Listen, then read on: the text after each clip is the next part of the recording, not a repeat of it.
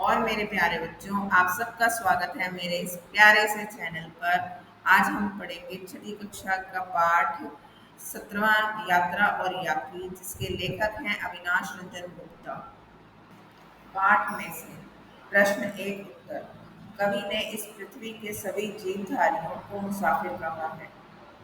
प्रश्न दो उत्तर। मुसाफिर को अपनी जीवन यात्रा पर चलना पड़ेगा, जिसमें उन्हें बहुत से कामों को अंजाम देना है। प्रश्न तीन उत्तर। अचला पृथ्वी को चंचला कहा गया है, क्योंकि पृथ्वी सबसे अपने अस्तित्व में आई है तब से बिना एक क्षण भी रुके अपनी धुरी पर घूमते हुए सूर्य की परिक्रमा कर रही है। प्रश्न चार उत्तर। शक्तियाँ गति की तुझे, पंक्ति में तुझे सर्वनाम का प्रयोग हम सभी प्राणियों के लिए किया गया है, क्योंकि हम सभी सूर्य, चंद्र, ग्रहों और वायुमंडल से घिरे हुए हैं। बातचीत के लिए प्रश्न एक उत्तर। सांस चलती है से के कवि यह कहना चाहते हैं कि जब तक हमारी सांसें चलती रहती हैं, तब तक हमें अपने कर्म में लीन रहना ही होगा। प्रश्न दो उत्तर।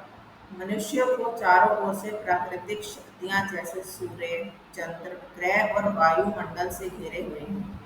प्रश्न तीन उत्तर। टलना पड़ेगा ही मुसाफिर, चलना पड़ेगा ही मुसाफिर। इस वाक्य में ही निपात का प्रयोग टलना पड़ेगा और चलना पड़ेगा पदों पर जोर देने के लिए हुआ है, ताकि हम समझ जाएं कि हमें अपने जीवन में एक स्थान से दूसरे स्थान की ओर बढ़ना ही पड़ेगा। अनुमान और कल्पना। प्रश्न एक उत्तर। यदि नदी बहना छोड़ दे तो जल संकट पैदा हो जाएगा।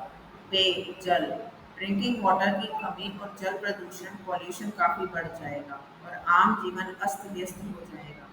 यदि मनुष्य चलना छोड़ दे तो वह मानसिक और शारीरिक रूप से पंगु हो जाएगा और अपनी अस्मिता सदा के लिए खो देगा।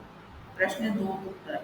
मैं अपने मित्र को वर्तमान समाज की आवश्यकताओं के बारे में बताऊंगा और उसे उदाहरण देते हुए यह कहूंगा कि आज समाज में उन्हीं लोगों की अहमियत होती है जो काम करते हैं, इसलिए तुम्हें भी काम अवश्य करना चाहिए और अपने कर्म से ही महान बनना चाहिए।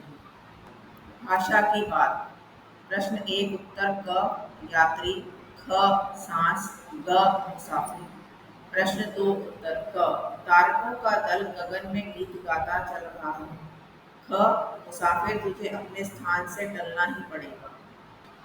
जीवन मूल्य। प्रश्न एक उत्तर। इनसे मुझे यह प्रेरणा मिलती है कि हमें भी अपने जीवन में सदा कर्म करते रहना चाहिए।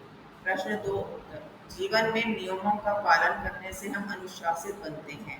सामाजिक और प्राकृतिक नियमों के पालन से हमारा व्यक्तित्व निखरता है और हम अपने जीवन को सदा के लिए स्मरणीय बना लेते हैं।